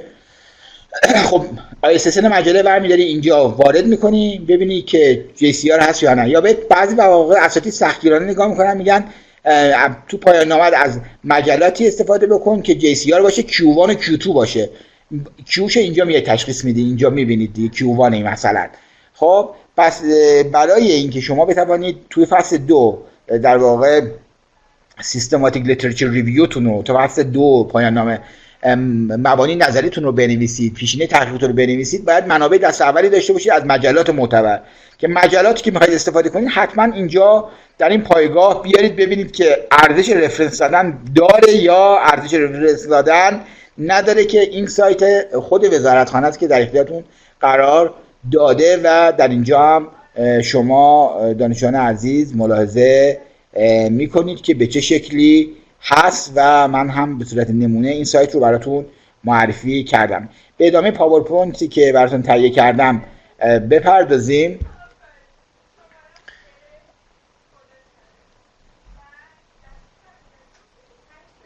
افراد حاضر در کارگاه 103 نفر در کارگاه حضور دارن. انشالله که این 103 نفر بتوانن به اهداف رفتاری که من براتون در نظر گرفتم انشالله برسیم. تاکید میکنم فایل نهایی رو من خدمتتون عرض کنم در سایت خودم امشب بارگذاری میکنم. در خدمتتون عرض کنم سایت خودم به آدرس شما خیلی در افزار من ندارید. من توی این فایل رو که ارائه میدم خدمتتون، دوستان عزیز پیشنهادی دارن من این رو فکر کنم همون تو سایت خودم بارگذاری کنم براتون. مای اسکرین اینجا خدمت دانشجویان عزیزم شیرش کنم، فکر کنم اینجا توی سایت خود بنده مرادی مخلص. خب اینجا من در این سایت خودم براتون بچه‌ها بارگذاری میکنم. امشب این آدرس سایت من اینجا براتون میذارم که فایل در واقع کارگاه رو میگن زکات العلم نشر رو، من زکات این رو تقدیم شما عزیزان خودم بکنم که شما وارد این سایت میشید. من امشب براتون این رو بارگذاری میکنم، براتون گذاشتم. آره و اینجا به عنوان اولین خبر میذارم. فایل رو دانلود کنید که انشالله برای دوره ارشد و دکتراتون بتونید به بهترین شکل ممکن از این فایلی که سالها خودم روش زحمت کشیدم، به روزش کردم، آمادش کردم، بتونید استفاده کافی و وافی رو ببرید. که چون حالا دسترسی به من ندارید و شرایط حضوری وجود نداره، میخواید استفاده کنید برای پروپوزال نوشتن، پایان نامه نوشتن، مقاله نوشتن، بتونید از این فایل پاورپوینتی که جامع و کامل هم هست استفاده کنید. خیلی از این مواردی که تو پاورپوینت هست دانشجویان عزیزم در نظر بگیرن که اینها با جزئیات توضیح دادم، میتونید استفاده کنید و وارد پاورپوینت بشید و مباحث رو ادامه بدید. چون تایم ما تایم کوتاهیه، من محدودیت‌های زمانی هست، برای توی 1 ساعت و نیم بیشتر از این مباحثی که عرض کردم نمیشه بهش اشاره کرد. من وارد فایل پاورپوینت میشم، نکات مهم رو یک اشاره اجمالی میکنم و بعد در پایان کارگاه در خدمت پیش رفتیم. ملاحظه کردید تو بحث اسکوپوس هم رفتیم، با هم یک اعتباریابی انجام دادیم و بعد ایمپکت فاکتور هم که به صورت مفصل براتون توضیح دادم. انتشارات علمی هم گفتم خیلی از دوستان بحث در واقع مباحث انتشارات علمی رو با پایگاه داده اشتباه میگیرن. اکادمیک پابلیشینگ انتشارات علمیه که چند تا از معتبرتریناشون رو ملازم میکنید که بهش اشاره خواهم کرد. از در واقع مهمترین همون کتاب درخت دانش معروف الزویره که در کشور هلند بوده، بالغ بر 500 سال قدمت داره. ناشرین دیگه اشپرینگر، وایلیه، ملازم میکنید تیلور فرانسیس و سیج که اینا 5 تا از ناشرهای معتبرن که هر کدامشون توضیح دادم الزویر چه ویژگی‌هایی داره، در چه سالی راه انداخته شده، چه قابلیتایی داره، کدام پایگاه‌ها رو در کجاست، در آمستردام و هلند، در چه پایگاه‌هایی رو خدمتتون عرض کنم این انتشارات چه پایگاه‌های داده‌ای رو انتشار میکنه در اینجا آوردم، به تفکیک آوردم.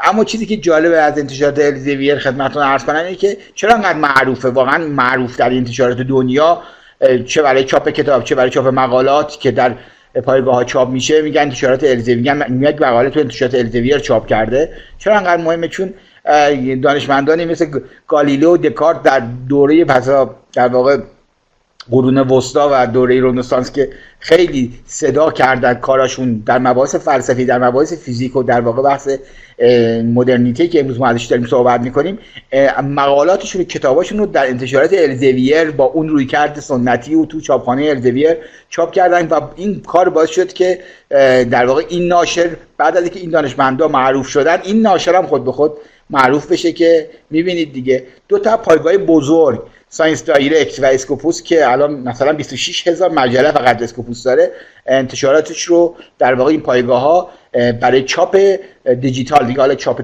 کتابی دیگه واقعا وجود نداره، چاپ در واقع سنتی کاغذی، چاپ دیجیتالشون رو میسپارن به انتشارات الزویر. ساینس دایرکت هم میسپاره به انتشارات الزویر و در واقع این دو تا پایگاه بزرگ توسط انتشارات الزویر چاپ میشن.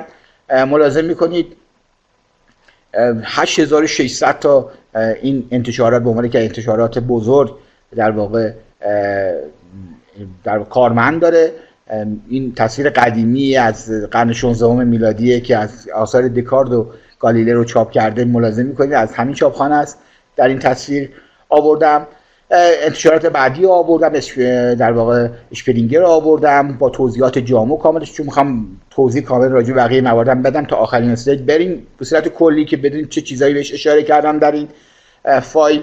انتشارات اشپرینگر ما 2 تا داریم، دوستان دقت کنید، یکی در آلمان با اون نماد، نگاه کنید دوستان خیلی اشتباه میگیرن. این انتشارات اشپرینگری که اینجا میبینید در برلین آلمان با این نماد اسم معروف، اما انتشارات بعدی اشپرینگری که در آمریکا هست نمادش اینه، اینم معتبره، اینم در واقع برای خودش در واقع 3000 ژورنال و در واقع مقالات خیلی زیادی رو هست که سایت این با اون فرق میکنه و در واقع ما 2 تا اشپرینگر انتشارات داریم. من اینجا به ترتیب براتون آوردم. وایلی خب به هر حال داستان معروف جان وایلی و پسرانشه که 1807 این انتشارات رو انداخته و بسیار معتبر هست انتشارات، چه کتاباش که معرفی چاپ میشه، چه مجلاتی که چاپ میکنه، چه پایگاه دادایی که چاپ میکنه. در اینجا میبینید که در نیوجرسی آمریکا داره کار میکنه، دفاتری در دبی و ساوپائولو و در پکن و اینها این مجموعه داره. در حوزه‌های علمی فنی و پزشکی بیشتر هست انتشارات وایلی. علوم انسانی هم ازش خودم چند بار سابمیت انجام دادم در مجموعه انتشاراتی که داشته. ملاحظه میکنید با جزئیات وایلی هم آوردم. تیلور فرانسیس بود که نمونه مقاله بود که خودم براتون آوردم که در واقع اینتراکتیو لرنینگ انوایرنمنت هم مجله بود که توی انتشارات تیلور فرانسیس چاپ شده بود. مشخصاتشو مربوط به آقای ریچارد تیلور رو براتون کامل آوردم و با توضیحات جامع و کامل، آدرسش هم براتون قرار دادم. سیج هم انتشارات بعدی که ملاحظه میکنید که به چه شکلی با چه ویژگی‌هایی و آدرسشون هم بچه سیج زیر شاخه علوم انسانی شما خیلی خوب انتشاراتش پوشش میده و در واقع در رشته‌های پزشکی و فناوری هم دستاوردهای خوبی چاپ کرده و انتشار کرده که ملاحظه میکنید. آدرسش هم براتون توی سایت قرار دادم. موتورهای جستجو هم من یه توضیح بهتون بدم. موتورهای جستجو به چه شکلی هستن؟ موتورهای جستجو که ما داریم گوگل اسکولار، بچه‌ها حواستون باشه یک موتور جستجو پایگاه داده نیست، انتشارات نیست. خیلی از دانشجوهای تحصیل تکمیلی ما میرن یک مقاله برمی‌دارن میگن از کجا آوردیم؟ میگه از گوگل اسکولار آوردم. گوگل اسکولار یه پایگاه جستجوئه که از پایگاه‌هایی که یه سری امکانات رو گوگل طبق اون معاهده‌ای که داره الان در فضای آرتفیکال اینتلیجنس و در واقع بحث ای آی آمده، مثلا جیمینای رو انداخته، در بحث پژوهش آمده گوگل اسکولار رو انداخته. یه موتور جستجوی رایگانه. ملاحظه می‌کنید که مقالاتی که اینجا هستن خیلی هاشون رایگان هستن، خیلی هاشون اسم سایت رو میارن بالا، ولی پایگاه داده نیستن. دانشجوهای ما گاهن اشتباه میگیرن. در اینجا ملاحظه میکنید که هر پژوهشگر یک صفحه گوگل اسکولاری داره. پژوهشگرها باید صفحه گوگل اسکولار خودشون رو راه بندازن. حتما توصیه میکنم بچهای دانشجوهای دکترا حتما در اصل وقت گوگل اسکولار خودشون رو راه بندازن، پیج گوگل اسکولار خودشون رو راه بندازن. من دانشجوی دوره دکترا خودم قبل از اینکه به مرحله پروپوزال برسن حتما صفحه در گوگل اسکولار خودشون که مثل یک نیاز به یک جیمیل هم داره باید راه بندازن. اینجا نمونهشو دارید میبینید که به هر حال شاخصهای علمی، مقالات چاپ شده یک پژوهشگر، عددی که براشون در نظر گرفته کامل در واقع سایت بالا میاد. دوستان دقت کنن تو بحث جستجویی که تو گوگل اسکولار دارید انجام میدید حتما راهبردهای جستجو باید در نظر بگیرید که راهبردهای جستجو یک عملکردهای خاصی رو میطلبه که شما باید حتما با این راهبردها آشنا بشید. استفاده کردن از عین عبارت رو خواستید باید بین دو تا کتوشن بذارید، همون ما به اصطلاح زبان عربی رو خواهیم دو تا تنوین قرار میدید اون عبارت که میخواید. اگر خواستید اون عبارت بین خدمتتون عرض کنم با یه عبارت دیگه‌ای دقیقاً تو مقالتون باشه، کلمه اند بزرگ باید بین این دو تا کتوشن، دو تا کلیدواژه قرار بگیره که یکی بهش میگن عملکردهای جستجو، که عملکردهای جستجو یا راهبردهای جستجو 10-15 تا کلیدواژه داره که من این فایل اینم براتون قرار خواهم داد که استفاده کنید. پایان دوره مقدماتی رو ملاحظه میکنید که به چه شکلیه. در اینجا نکاتی که من عرض کردم مربوط به پایان دوره مقدماتی و پایان دوره مجموعه پیشرفته بود. چند تا توضیحات هم در حوزه دوره پیشرفته که خیلیش توضیح دادم خدمتتون عرض خواهم کرد. 2-3 دقیقه دوستان عزیز استراحت کنید تا من دوره کاملتر رو براتون، جامع‌تر رو نکاتش رو براتون عرض کنم. خب دانشجویان عزیز دقت کنن. همین تو این جلسه من لازم دیدم که شما رو با چند شاخص علم سنجی هم آشنا کنم. حیفم اومد شاخص مثل HNDX، مثل ایمپکت فاکتور، مثل GNDX، اینا چه شاخصایی هستن؟ ببینید ما برای مجلات یه شاخصایی داریم، برای پژوهشگرا یه شاخصایی داریم و این شاخص‌ها هستن که نمره افراد رو مشخص میکنن.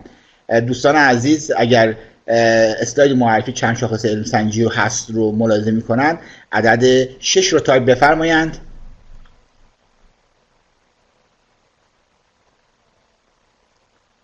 بسیار خوب، من ببینم دوستان افراد حاضر ماشاءالله 96 نفر در کارگاه الان حضور داره و وارد کارگاه هستن. بسیار خوب، عدد 6 رو دارم میبینم دارین تایپ میکنید. 97 نفر هستن.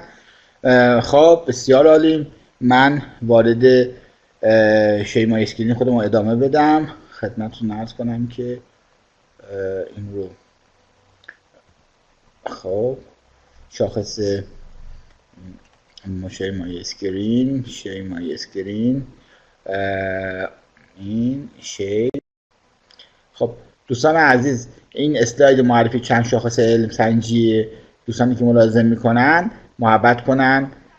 عزیزانی که هستن مثبت رو تایپ بفرمایید. چند تا دوستان مثبت رو تایپ بفرمایید کفایت میکنه برای من. بسیار خوب. خب من چند تا شاخص علم سنجی معتبرم که چه برای مجلات چه برای پژوهشگرا هست اینجا من خدمتتون عرض میکنم و به صورت کلی و وارد مباحث دیگه پارافریز اینا میشیم که کارگاه رو به پایان برسانیم. خب بسیار خوب، بسیار خوب. الحمدلله که همه دوستان کنن این رو. خدمتتون عرض کنم که دانشجویان عزیز ملاحظه میکنید این همه شاخص علم سنجی در اینجا هست. ملاحظه میفرمایید. خب شاخص علم سنجی که وجود داره میبینید در اینجا. من چند تا از نمونه‌هاشو خدمتتون عرض کنم، ملاحظه کنید. از معروف تریناش رو برای مجلات چند تاشون رو نام میبرم، ملاحظه میکنید. برای پژوهشگرام چند تاشون رو نام میبرم. برای پژوهشگرا سمت راست، برای مجلات هم سمت چپ. هر کدام از اینا مربوط به یک پایگاهی.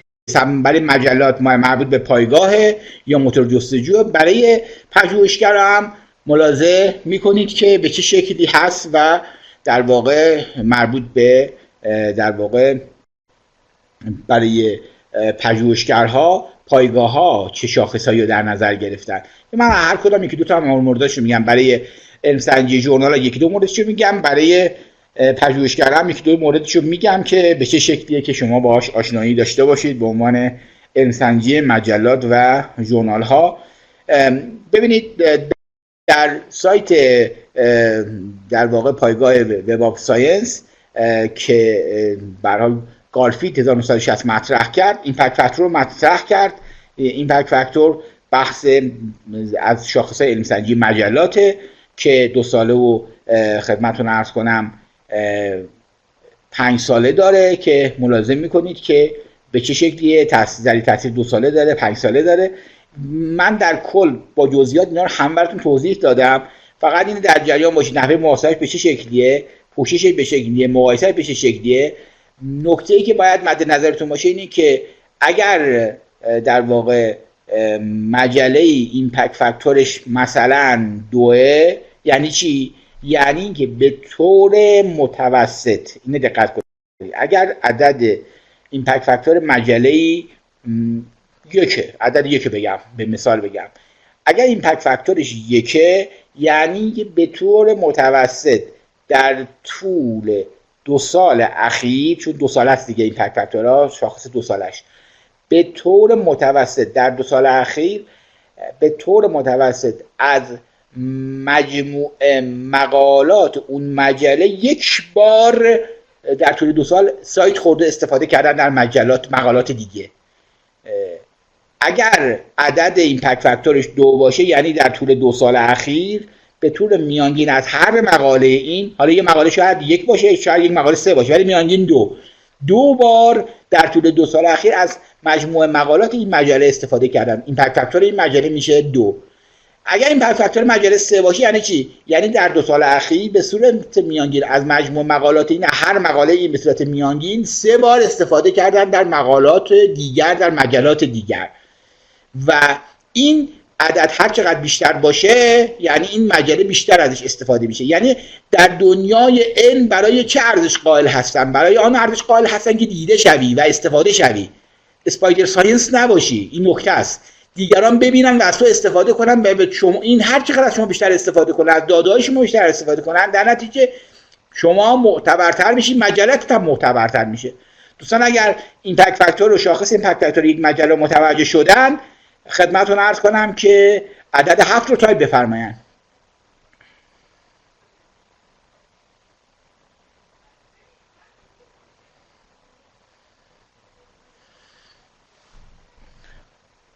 بسیار عالی، بسیار عالی. خب این یکی از شاخص‌های مهم بود که برای مجلات مطرح کردم.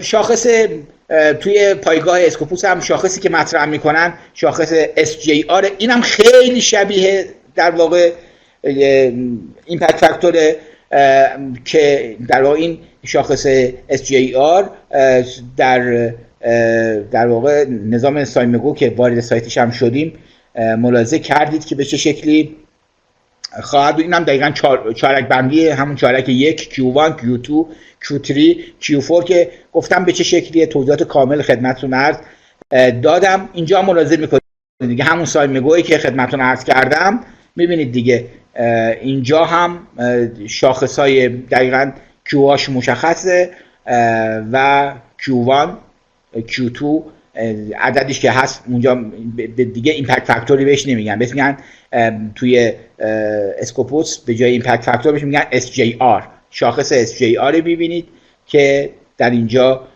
مشخصه، Q هاشون هم مشخص کرده.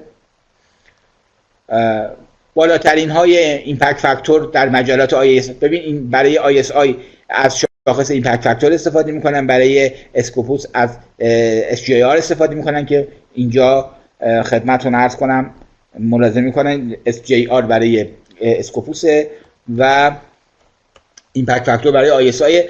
بیشترین ایمپکت فاکتور مجلات الان بیشتر از اینم شده، مال مجلات علوم پزشکی در حوزه کنسر کار کردن، عددش 223. در حوزه علوم انسانی معمولا 10 و زیر 10 و پایین تر از این هاست. این نکته رو خدمتتون عرض کنم مد نظرتون باشه.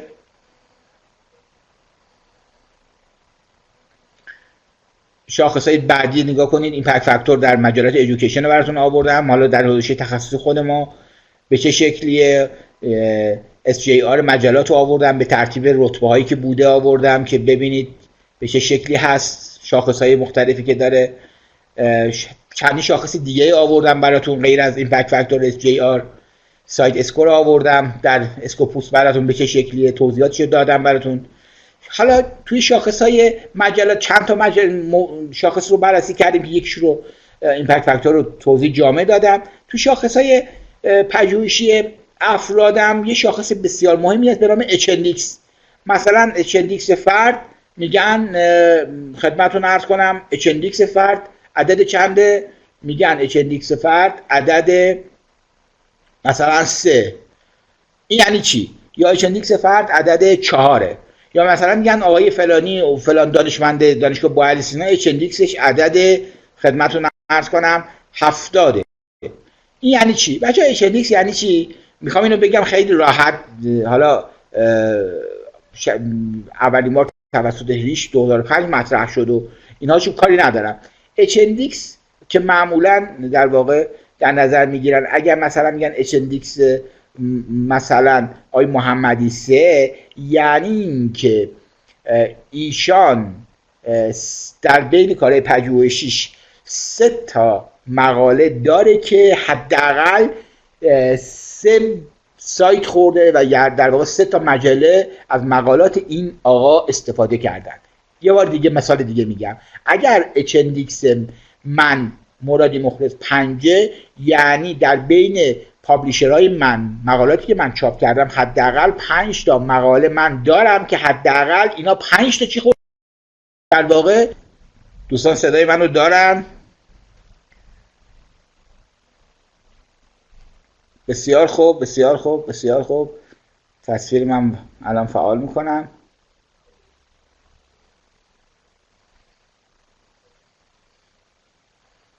خب بسیار خوب. یه چیزی بهتون بگم جالب باشه براتون بچه‌ها. اینجا که من اصلا برق قطع شد کلا. حالا خوشبختانه اینترنت گوشیم بود شیر کردم و لپتاپم خوشبختانه شارژ داشت و این شاخص ها رو هم گفتم خدمتتون به عنوان 2 تا شاخص اصلی عرض کنم. تو مهارت های پژوهشی که آخرش هم هست من خدمتتون عرض کنم، اینا رو براتون قرار دادم. بذار من بیام توی در نهایت بحث شیر مای اسکرین پاورپوینت رو بیارم شما داشته باشید این رو. خب اینم که خدمتتون عرض کردم.